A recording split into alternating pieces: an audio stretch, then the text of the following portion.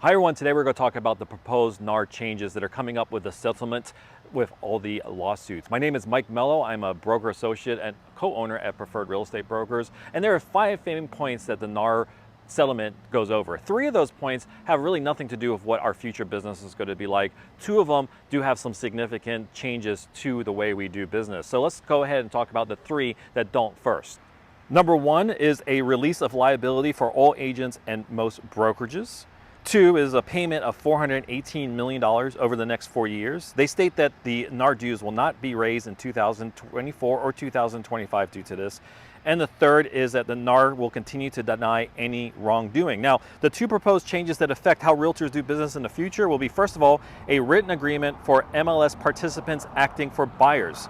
Every realtor will be required to sign a buyer's representation agreement with their buyers where they negotiate the fee they charge for their services. An important fact on this one also would be the buyer's agents cannot make more than the fee from any other sources than what's on this representation agreement.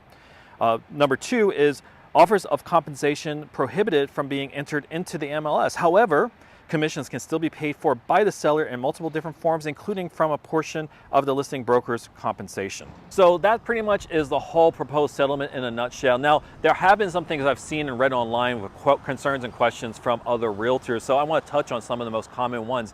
The first one being is, hey, I'm going to have to call every single listing agent to figure out what they're going to be paying because they're not allowing it in the MLS anymore. Well, with the new way of doing things where the buyer has to get the agreement signed with the buyer's agent on what they're paying the buyer's agent up front, that's no longer really applicable because the buyer's agent will know exactly what they're going to get paid, whether they're showing a FSBO or a home that pays 4%, because you could only get paid what is on there. For example, if you agree to a 2.8% commission for your services and someone's offering 4%, you can only get 2.8%.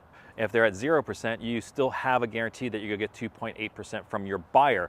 Now, one of the concerns is, well, my buyer doesn't have the money to pay me the 2.8%. Well, that's gonna be handled just the same way as what you're dealing with closing costs, with title fees and lending fees, is that you just put it in the offer that, hey, the seller agrees to pay the buyer's fee of 2.8%. So that would all be there. So shouldn't be an issue. A seller may disagree with it just like they do with closing costs, and then you'd have to move on to the next home or change your offer price to make the terms more beneficial. Because a seller should only really care about what they net. So if the buyer's fees are in there, they should be good. We may have to get some clarification on that part of the negotiation because currently you're not allowed to negotiate your buyer's agent commission on the offer letter. But being that you've already negotiated with the buyer on the buyer representation agreement, I think going forward, you'll be fine to add it to the offer letter. So let's go to the second thing. The second most concerning thing that I've seen online is what happens to VA buyers, veterans. So with the current VA loans, the VA buyers are not allowed to pay any realtor fees. So with this new change, that could be an issue if the seller does not agree to pay a realtor fee where the realtor, the buyer's agent, ends up not getting any sort of paycheck whatsoever. If that happens, I can see that VA buyers may have to go without representation. I know that NAR has reached out to the VA to see if they're able to change some of their policies, so we don't have a clear answer on what will happen with VA lending in the future. The third most common thing I've been seeing online is what happens if it exceeds the IPC. The IPCs are interested party contributions. So currently, if you have a first-time home buyer who doesn't have much cash, you can ask the seller to contribute towards their closing costs. But what happens when it becomes a closing cost and also the realtor commissions on top of that? Will that exceed that IPC limit that lenders have? Well, don't worry, we're all good. The buyer's broker's commissions are not part of the IPC, so they'll be able to pay the buyer broker commission separately to what the IPC limits are. So let's talk about how this may affect the buyer's agents and listing agents with these new changes going into effect. And this is how I believe that it may affect it. It may be completely different by the time we come to July. First off, with listing agents will be affected where they can no longer place what the seller is offering as a buyer's agent commission in the MLS. That's pretty much one of the biggest things that they have as far as a change goes. Now, I don't think it's gonna be much of a change when they take a listing, and that's for 2 reasons. The first reason is for VA and FHA buyers. It's still a benefit to offer a commission so that you do not alienate the buyers that don't have the funds to pay their buyer's agent. So a listing agent will be motivated to still tell their seller that they should be offering those commissions. And you can still take a 6% fee or a 7% fee or whatever fee that you want to and offer 50% of that fee to a buyer's agent. So that won't change. The other thing that I see that may happen is that the listing agents will be motivated even more to talk about paying a buyer's agent, because how it's currently written, and let's say if you take a 7% fee, and these numbers are just for example, there's no standard commission out there.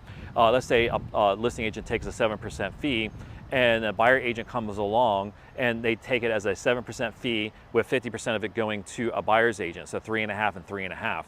So here comes a buyer's agent. The buyer's agent has a representation agreement signed for 1% because they weren't very good at negotiating their value to their buyer.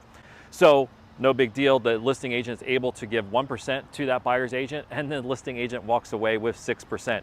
So instead of 3.5% and 3.5%, listing agent now gets 6%, and the buyer's agent only gets 1%. So listing agent just gave themselves a pay increase. So I see that being a huge benefit for listing agents. This wasn't communicated by NAR. However, personally, this is what I think will happen with the new rules, with the buyer's agent being limited to what the buyer's representation agreement states, and the listing agent being able to take their fee and then offer a portion of their fee to a buyer's agent.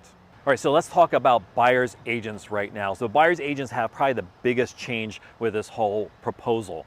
So first of all, you have to get a buyer's representation agreement signed before you show any house in the MLS. If you don't get a buyer's representation agreement signed and you send an offer in, you get 0%. So there is a huge motivation for a buyer's agent to get that agreement signed. So that is where you negotiate how much you're going to get paid. So on the positive side, if you show a FSBO, you know what you're going to get paid because the buyer's already agreed to it.